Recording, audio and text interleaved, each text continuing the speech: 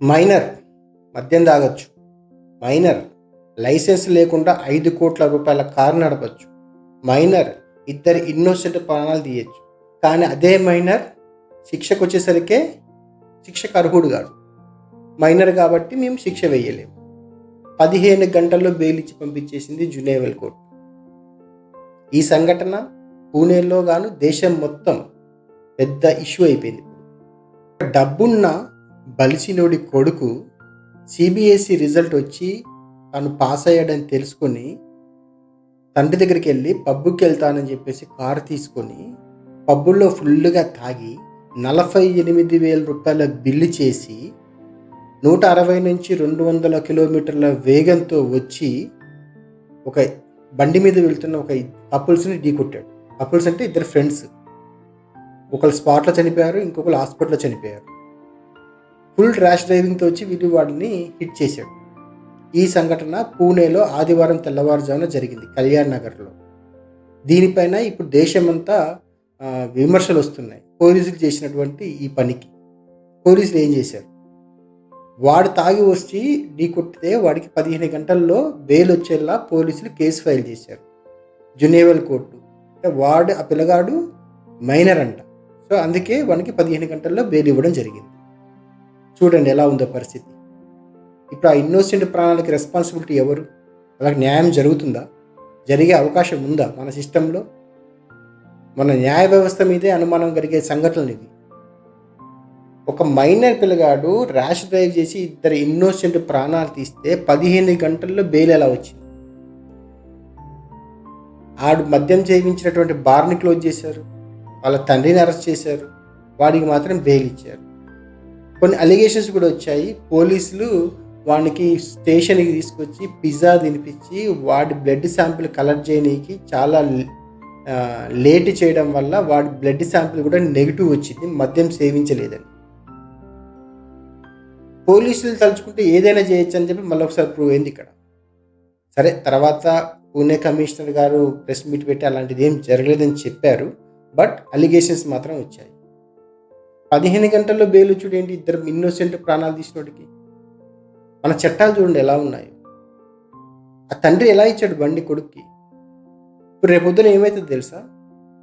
ఇంకొంచెం ముందుకెళ్ళి అసలు ఆడు బండే తోలలేదు, డ్రైవర్ తోలాడని చెప్పేసి డ్రైవర్ మీద కేసు నెట్టేస్తారు. ఎప్పటికీ న్యాయం జరగదు ఆ ఇన్నోసెంట్ పీపుల్కి. అట్లున్నాయి మన చట్టాలు. ఏదైనా చేయొచ్చు మైనర్ ముసుగులో. ఇంకా గొప్ప జోక్ ఏంటంటే వీడికి 15 గంటల్లో బెయిల్ ఇవ్వడంతో పాటు కొన్ని కండిషన్లు పెట్టింది కోర్టు. ఆ కండిషన్లు వింటే మీరు షాక్ అవుతారు. ఆ కండిషన్లు ఏంటంటే 300 వర్డ్స్లో ఒక ఎస్సే రాయమన్నారు వీడిని, జరిగిన ఇన్సిడెంట్ని. తర్వాత 15 రోజులు ఎర్రవాడ ట్రాఫిక్ పోలీసులకి హెల్ప్ చేయాలంట. అంటే మన డ్రంక్ అండ్ డ్రైవ్ కేసులో చాలా సార్లు మన ఫ్లగ్ కార్డులు పట్టుకొని నిలబెడతారు కదా పనిష్మెంట్ కింద, ఆ టైప్ పనిష్మెంట్ అంట. ఎవరైతే చనిపోయారో ఆ బాధితులకి ఫ్యూచర్లో ఆదుకోవాలంట. సైకియాట్రిస్ట్ దగ్గర తీసుకుపోయి వీడి మానసిక స్థితిని చెక్ చేయాలంట. తల్లిదండ్రులు ఇలాంటి ఇన్సిడెంట్ రిపీట్ కాకుండా చూసుకోవాలట. తల్లిదండ్రులు బ్యాడ్ స్నేహితులతోటి వీడు తిరగకుండా చూసుకోవాలట. ఇలాంటి కండిషన్లు పెట్టి కోర్టు వీనికి 15 గంటల్లోనే బెయిల్ ఇచ్చేసి వాడు బయటకు వచ్చేసాడు. ఇన్నోసెంట్ పీపుల్ని మళ్ళీ చెప్తున్నా, ఏ సంబంధం లేని ఈ 2 ప్రాణాలు గాల్లో కలిసిపోతే మన చట్టాలు ఈ విధంగా పనిచేస్తున్నాయి. నిజంగా షేమ్ అనిపిస్తుంది.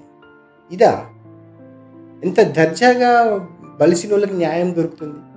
కామన్ మ్యాన్కి ఎప్పుడు న్యాయం దొరకట్లేదు. లాస్ అయిన కామన్ మ్యాన్ లైఫ్సే కదా.